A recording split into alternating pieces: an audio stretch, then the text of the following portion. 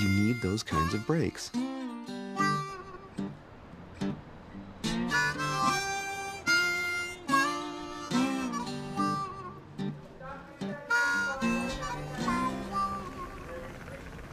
I think it would be honest to say that he isn't everybody's cup of tea, and there's no doubt if you or I were hit by a truck, the first person we see when we come into the emergency room probably shouldn't be Doc Willikers.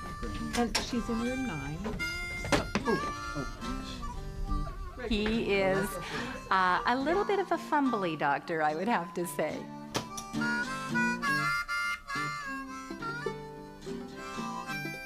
Well, one feels he probably graduated from Disneyland or somewhere similar, but he is actually very knowledgeable. Oh, well, my professional training, of course, I've been to all the best schools and all the best hospitals. He does think he has all the answers, and in fact, I think he's pretty good at flirting 101 versus maybe IVs 101. When you meet Doc Willikers, there's a comfort level in that he's slightly shambolic, you know, not the smartest dresser. His equipment is not totally up to date, but you know immediately that his heart's in the right place and that he's there for you. Whew, boy. This guy, Doc Willikers, showed up in 1994. He actually came the first time to the hospital as Doc Willikers. He turned up in costume one day, which is usually a little unprecedented. I'm like what they call a thrift store clown, in that I go into thrift stores and I look at old clothes and I try them on, and if something speaks to me, if I think it looks funny, I just put it on, and I just created Doctor. And once I looked in the mirror and thought, there I am. And I'll admit, I was probably one of the skeptics when he first started here. But needless to say, he made an incredible impact on us. And once we met him and had spent a little bit of time exploring what it is that he did, we looked into actually funding Doc to come on a regular basis. I don't know who made the decision. I was delighted when I bumped into Doc Willikers in the elevator. The day that he's here, everybody knows it. It's marked on the calendar. Everybody just knows Thursday is Doc Willikers' day.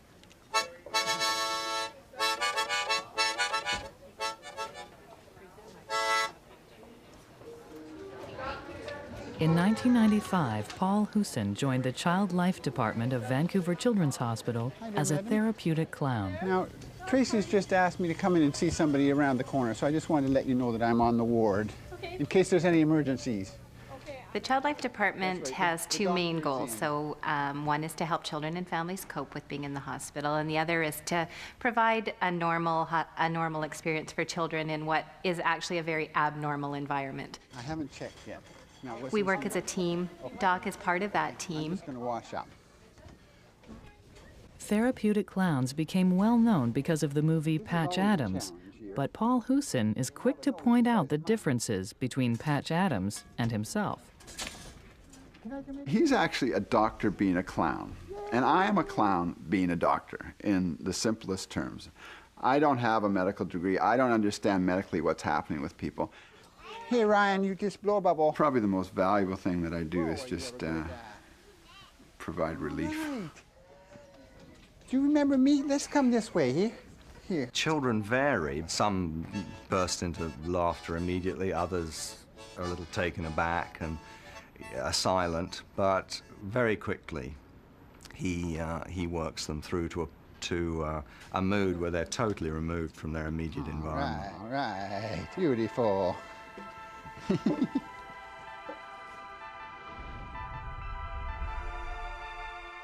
When a diagnosis is made and the child is having to undergo a tremendous number of invasive medical procedures and treatments that can be painful and uncomfortable and make them very, very ill, any serious life-threatening disease is a shock for the family.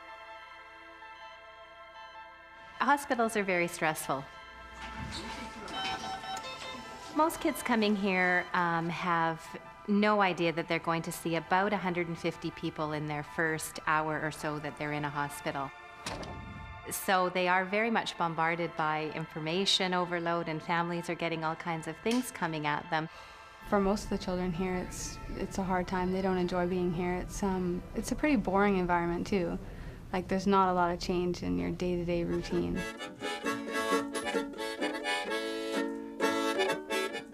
A head brace helps strengthen the spine of Mitchell Lockhart, whose favorite visitor is Doc Willikers. It's really nice to have someone come in and help you, get your child in a better mood. Once a child's in a good mood, they forget about everything else that's going on. There's nothing better than seeing your children laughing and happy, because then it's less stress for me. He's not upset and crying, and he's ready to play and be in a good mood. Bye-bye now. Bye-bye. See you, Mitch. Bye-bye. See you later, alligator. Oh, ow. Okie doke, here we go. Beautiful. Hey! Hey! She asked for him as soon as she came into the hospital if Doc was going to come by and visit, so I asked the nurses today, and when they told me that he was coming, it just made me happy, and kept telling her, take your pill, Doc Willikers is going to be coming soon. Hey! 4-year-old Faith Gervin has leukemia, and there's nothing she looks forward to more than a visit from Doc Willikers. I almost peed my bed. Why? Because he made me laugh so hard. They're totally clean. Are these clean? No. Oh, I'm going to have to use the special cleaner. Here we go, the special cleaner. Excellent. It's a very stressful time for the parents to be here with their kids, and when someone comes into the room and makes them laugh as hard as he makes them laugh, it brought tears to my eyes the first time that he was here doing that, so yeah, it still does. Those moments of normality for children to be children and for parents to enjoy their children being children, these are magical. These are elements of therapy that you can't actually put a price on. Humor is the emotional Prozac that we all need.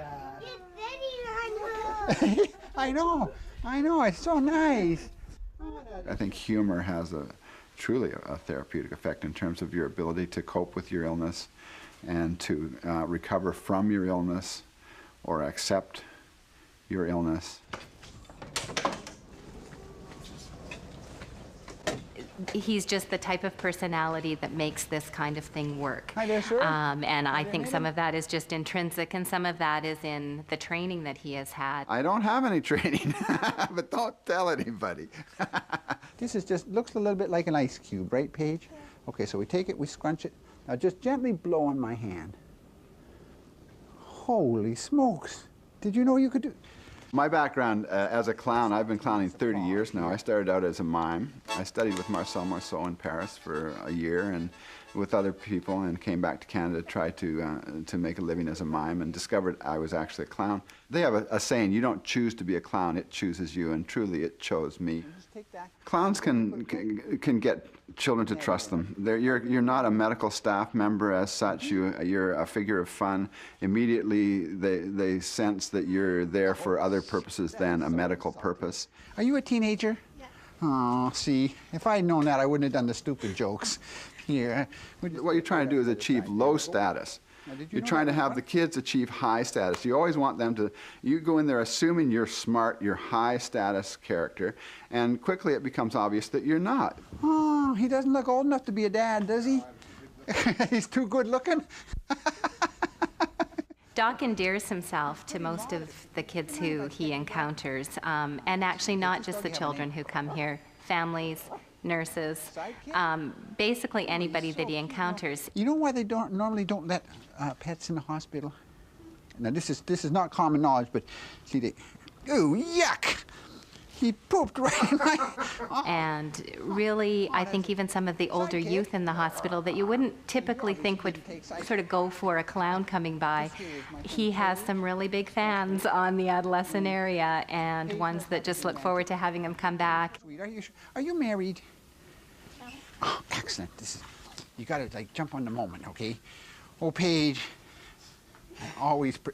What? Actually, one of the most humorous interactions I ever saw was actually not with a patient, but with a nurse who he proposed to. And Doc has this elaborate diamond engagement ring, and he got down on bended knee, and I have never seen a nurse blush like, I mean, just 40 shades of red. She was so thrilled that she got to keep the ring. Eventually had to give it back. But this nurse had actually never been married before. It was her first proposal. And it was probably one of the most touching moments it was lovely. Are you married, madam? No. Oh, excellent. Should I marry her, Faith? It's fun to see, a nurse a little bit embarrassed that the doctor has asked her to marry him. It's fun to see the doctor squirted with some water. Are you always this truthful, madam? That looks like such a beautiful Here we go. ring. I think when he comes in, staff are able to loosen up a little bit. They can put some of the serious stuff aside and be able to interact with the kids and families in a way that is just more of a playful nature. Don't peek. Do a little trim at the back. Being frightfully uptight and very British, it was highly odd to sort of have somebody poke a tendon hammer into my ribs and fiddle with my stethoscope and pull my name badge up to sort of an inch from his nose. But I realized quite quickly how positive the interaction was. Let's see your bum go.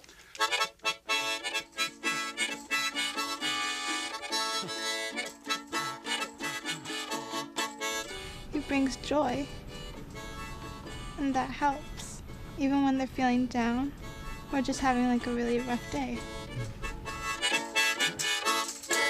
Yes, excellent.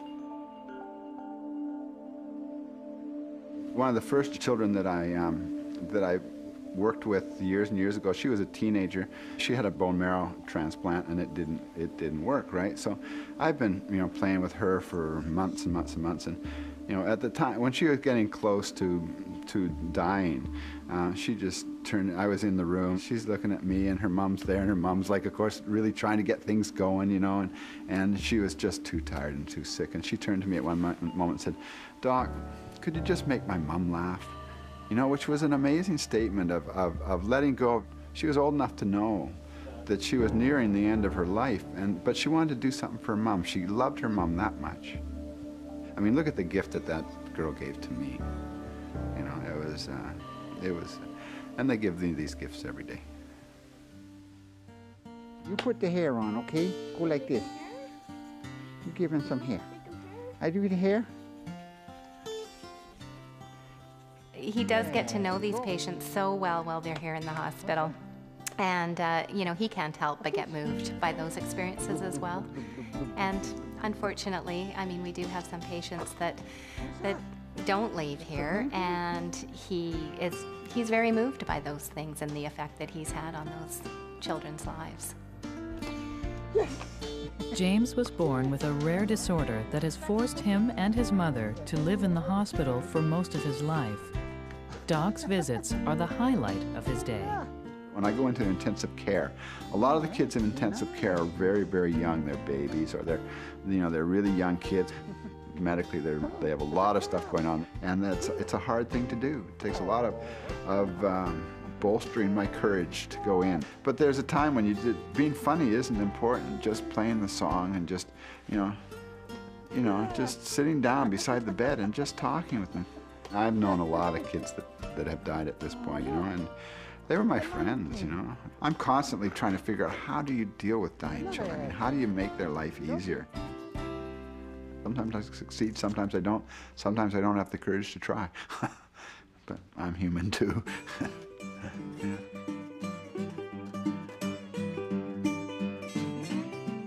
I think it is something really special that takes place between Doc and the patients here that really I haven't seen replicated. He is a different person from me, and I don't know where he comes from, but I like him, and a lot of people like him, and I want to hang around with him.